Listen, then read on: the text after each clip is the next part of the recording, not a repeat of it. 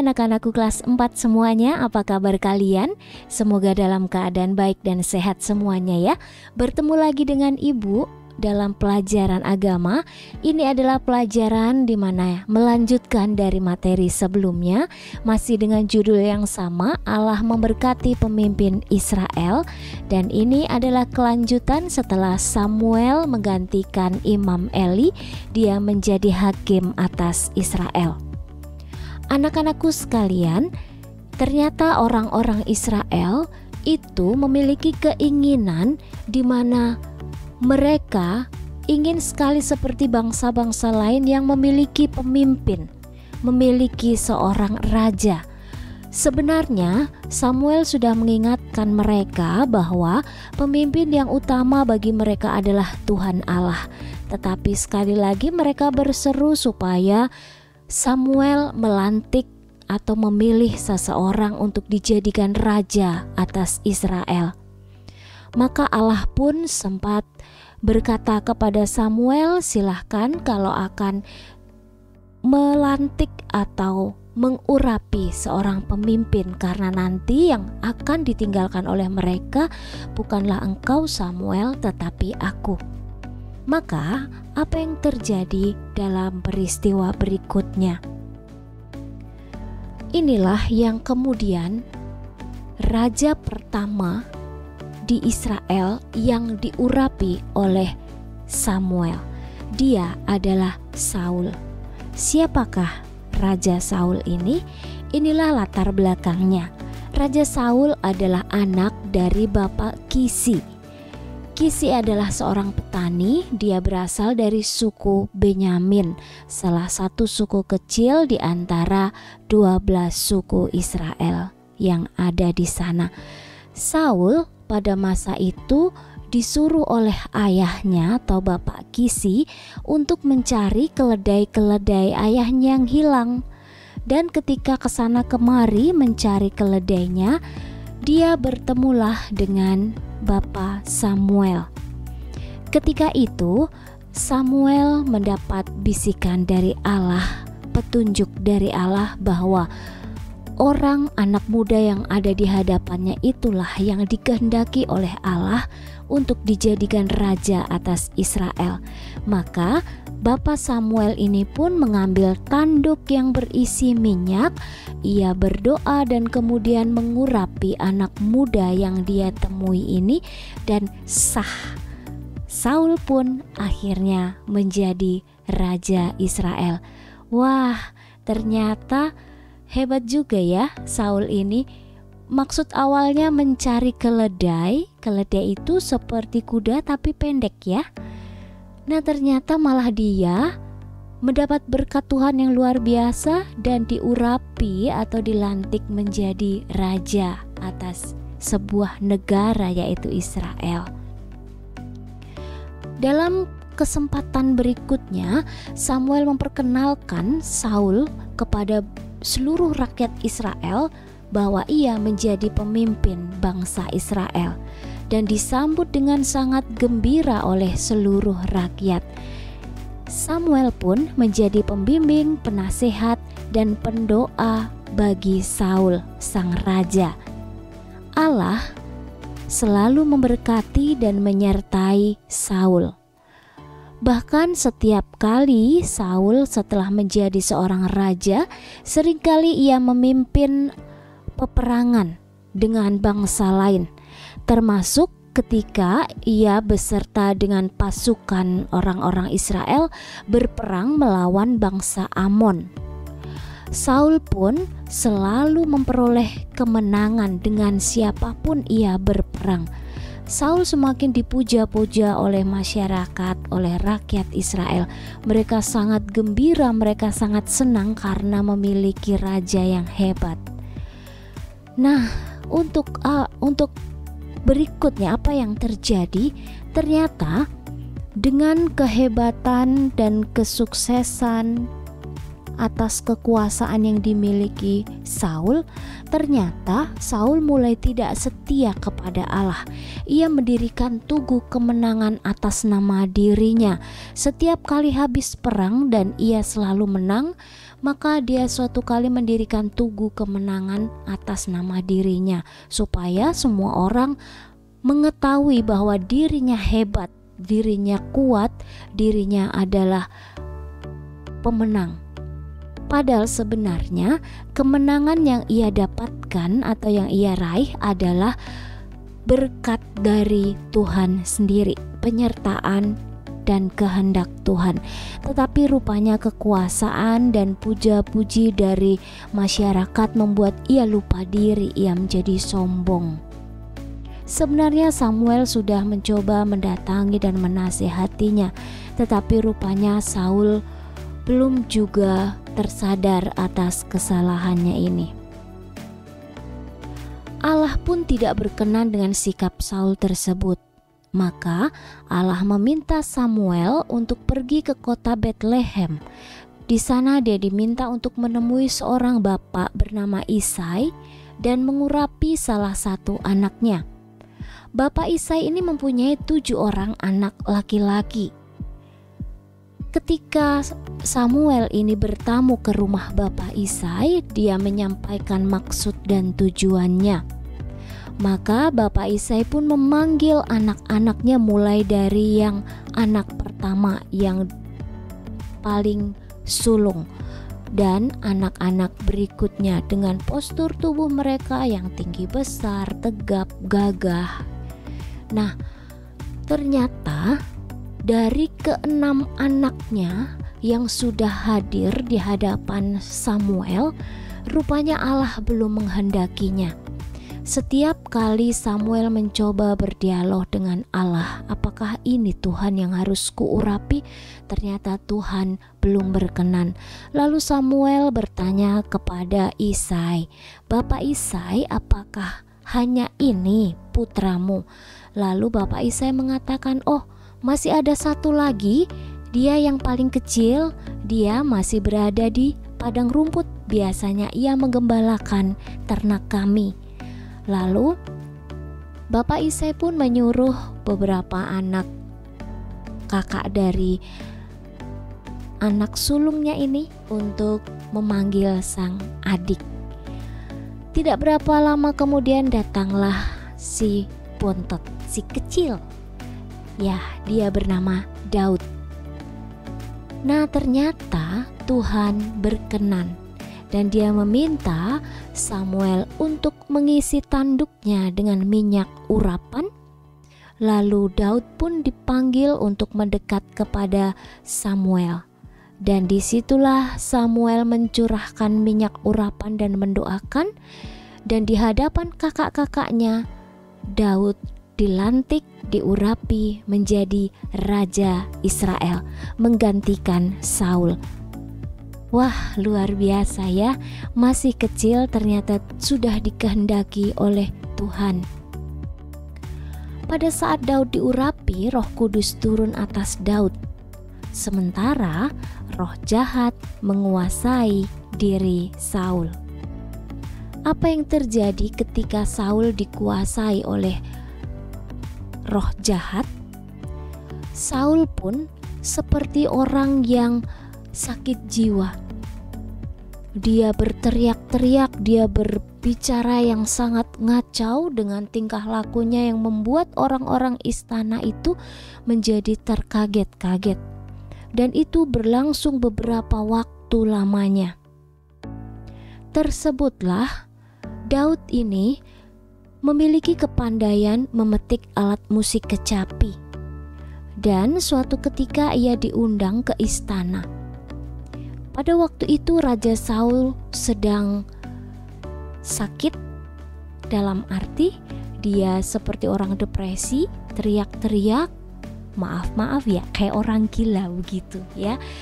Nah, ketika Daud diundang ke situ diminta untuk memetik alat musik kecapinya dengan harapan ya kalau siapa tahu mendengar musik hatinya bisa tenang. Nah, apa yang terjadi? Ketika Saul mendengarkan Daud bermain kecapi, begitu merdu dan indahnya. Apa yang terjadi berikutnya adalah roh jahat takut mendengarkan alunan musik indah dari Daud. Dan roh jahat meninggalkan Saul dan Saul kembali normal seperti semula. Dia menjadi baik lagi. Tetapi sebaliknya, jika Daud mulai pergi dari hadapannya Saul, kembali roh jahat menguasai Saul dan ia berlaku aneh-aneh lagi. Maka seringkali Daud diundang untuk berada di istana itu menemani Raja Saul. Suatu ketika terjadilah sebuah peristiwa yang cukup menggemparkan, di mana orang Filistin itu menyerang Israel. Mereka masing-masing bertahan di antara dua pegunungan, sebelahnya untuk pasukan orang Israel dan sebelah lagi pasukan dari Filistin. Ketika mereka memasang kemah di situ untuk beristirahat, ada saatnya mereka turun ke lembah dan mereka untuk bersama-sama melakukan peperangan.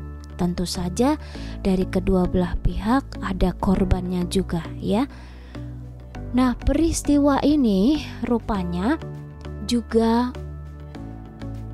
terdengar kepada Daud, dan dia juga tahu bahwa kakak-kakaknya ikut berperan membela negaranya dengan dia menjadi salah satu bagian pasukan perangnya. Nah, kemudian apa yang terjadi berikutnya? Ternyata pasukan Filistin itu memiliki panglima perang yang sangat amat disegani oleh semua bangsa. Mengapa? Tidak hanya karena badannya yang tinggi besar seperti raksasa, tetapi karena ia juga memiliki kekuatan yang luar biasa yang bisa membuat setiap musuh itu ketakutan. Nah, ketika mendengarkan suatu ketika tantangan dari Goliat dari atas bukit menantang orang Israel, dia mengatakan, "Hai orang Israel, jika kalian berani, lawanlah aku. Kalau ada yang mengalahkan aku yang akan menjadi budak kalian berikut dengan pasukan Filistin. Tetapi kalau kalian yang kalah, kalian yang menjadi budak kami." Mendengar hal itu, apa yang terjadi? Orang Israel pun pasukannya tidak ada yang berani keluar dari kemah persembunyian mereka. Ya, serem sekali karena badannya tinggi besar. Dia memakai baju besi dan memakai senjata-senjata yang luar biasa. Maka tidak ada satupun yang berani melawan. Kebetulan Daud yang masih kecil waktu itu, ya usia remaja, dia melihat situasi itu. Lalu dia mencoba menawarkan diri untuk melawan Goliat. Banyak orang meragukan, bahkan Raja Saul sekalipun. Dia diberi jubah atau alat pelindung diri dan senjata pun dia tidak menggunakan. Sampai akhirnya dia hanya menggunakan apa? Ketapel. Dan dia mengumpulkan beberapa batu kecil-kecil dari kali yang ia temukan. Dan terjadilah di situ sebuah peperangan satu lawan satu, ya. Goliat, coba kalian lihat di gambar ini. Wow, dengan badan yang tinggi besar perbandingannya dengan Daud yang sedemikian kecil, rasanya gak imbang, ya. Orang juga pasti meragukannya. Tetapi itulah mukjizat Tuhan. Daud yang sebegitu kecil dengan senjata yang begitu sederhana, hanya sebuah ketapel dan batu, berhasil mengalahkan Goliat. Goliat pun roboh ke tanah dan ia meninggal. Wah, apa yang terjadi? Orang Filistin semuanya kabur, melarikan diri karena ketakutan kalau dijadikan budak orang Israel. Sementara orang Israel keluar dari persembunyiannya dan memuji, menyanjung Daud. Apa yang terjadi berikutnya? Ternyata semenjak peristiwa itu, orang-orang Israel begitu menyukai Daud. Dia masih muda, dia cerdas, dia baik. Nah, ketika orang semakin menyukai Daud, apa yang terjadi? Saul pun rupanya iri hati. Dia mulai cemburu karena orang-orang Israel mulai memperhatikan Daud. Hingga suatu ketika Saul berencana jahat ketika ia memanggil Daud ke hadapannya. Dengan secepat kilat dia mengambil tombak dan mengarahkan ke Daud, supaya maksudnya Daud pun meninggal. Tapi apa yang terjadi? Lagi-lagi Tuhan melindungi Daud. Anak tombak, anak panah, bukan anak panah ya, tombak itu pun, mata tombak pun hanya melewati Daud dan tidak kena ke tubuh Daud. Itu dilakukan berkali-kali. Sementara Yonatan, putra Raja Saul, itu adalah sahabat dari Daud. Meskipun Saul bersikap seperti itu, tetapi Yonatan dia tetap baik terhadap Daud. Bahkan dia menasehati ayahnya supaya tidak melakukan kekerasan, tidak iri hati kepada Daud. Sampai suatu ketika Daud pun ingin sekali lagi dibunuh oleh Saul, tetapi gagal. Karena apa? Karena Daud berhasil melarikan diri. Dia diikuti dengan orang-orang dari istana yang memang taat dan juga baik terhadap Daud. Setelah sekian lama ia menempuh perjalanan, karena ia lelah, ia pun beristirahat di pegunungan En-Gedi. Di situ ada sebuah gua dan dia beristirahat di dalamnya. Rupanya Raja Saul mengajak pasukannya untuk mengejar Daud. Tanpa terasa mereka pun lelah dan sampailah di pegunungan En-Gedi dan mereka melihat ada sebuah goa. Lalu Raja Saul pun mengajak pasukannya beristirahat. Padahal di dalamnya ada Daud yang juga sedang istirahat. Wah, apa yang terjadi? Ketika seluruh pasukan orang Israel dan Raja Saul sedang istirahat, Daud pun kemudian mendekati Raja Saul. Apa yang dilakukannya? Apakah dijadikan kesempatan untuk balas dendam dan membunuh Raja Saul? Oh, ternyata tidak. Dia hanya mengeluarkan pisau kecilnya untuk memotong sedikit dari jubah yang dipakai oleh Raja Saul. Nah, ketika itu dia masuk lagi ke dalam gua yang lebih dalam lagi. Setelah Raja Saul terbangun, ia mengajak pasukannya untuk segera pergi mencari Daud. Padahal nih Daud ada di dalam gua, tapi dia tidak tahu. Sebelum Raja Saul beranjak pergi, Daud pun kemudian berteriak memanggil Raja Saul. Kagetlah Raja Saul, karena ternyata Daud itu keluar dari dalam gua di mana dia tadi tertidur. Apa yang terjadi? Daud berkata, "Tuan, Anda sudah diserahkan oleh Allah kepadaku." Kaget kan Raja Saul? Wah, dia juga kepikir, wah, nih anak kenapa tidak tadi membunuh aku pas saat aku tidur, padahal aku mencari-cari dia untuk kubunuh. Lalu apa yang terjadi? Daud menunjukkan potongan jubah atau mantel yang dipakai oleh Raja Saul. Ini bukti bahwa Allah menyerahkan Anda kepada saya. Dan karena begitu malu hati Raja Saul ini, karena yang ada di hadapannya anak muda ini ternyata dia begitu baik dan dilindungi oleh Tuhan, dia pun pergi meninggalkan Daud.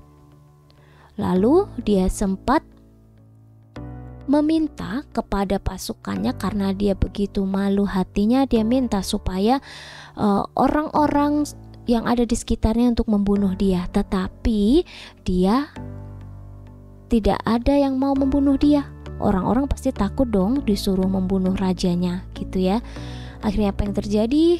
Raja Saul pun mengakhiri hidupnya sendiri. Dan mulailah di situ akhirnya pemerintahan pun dipegang oleh anak dari Raja Saul. Dan dalam perjalanan selanjutnya, perjalanan kisah orang-orang Israel yang berikutnya akhirnya disahkan menjadi raja yang kedua adalah Raja Daud. karena sebelumnya Yonatan itu tidak menduduki raja, tetapi ada salah satu anak Raja Saul juga yang kemudian menjadi raja, tapi rupanya tidak berkenan kepada orang Israel. Maka orang Israel memilih Daud untuk menjadi raja. Nah, anak-anak, ini tadi adalah kisah bagaimana pemimpin Israel yang terberkati. Pemimpin sebuah negara merupakan wakil Allah di dunia ini. Allah memilih seorang pemimpin bukan sekedar dilihat dari fisiknya, tinggi, besar, dan sebagainya, atau latar belakangnya yang hebat, melainkan dari kedalaman hatinya. Hati yang baik dan berbudi luhur serta taat akan Allah, itulah yang dipilih untuk menjadi pemimpin. Pemimpin yang memerintah atas nama Allah pasti memimpin demi kesejahteraan rakyat, bukan hanya keuntungan sang pemimpin itu sendiri. Daud adalah raja terbesar dalam sejarah bangsa Israel karena kesetiaannya kepada Allah. Jika pemimpin bangsa menyalahgunakan kekuasaan, maka bangsa bisa mengalami sebuah kehancuran. Anak-anak yang terkasih, marilah kita menghormati para pemimpin bangsa, termasuk pemimpin bangsa kita. Dan kita menjadikan Allah sebagai pemimpin utama dan terutama dalam hidup kita. Marilah kita membiarkan Allah membimbing dan memimpin kita semua. Demikian anak-anak materi pelajaran kita. Terima kasih sudah menyimak dengan baik. Sampai ketemu dalam pelajaran berikutnya. Tetap semangat, jaga kesehatan, dan Tuhan memberkati kita semuanya. Terima kasih.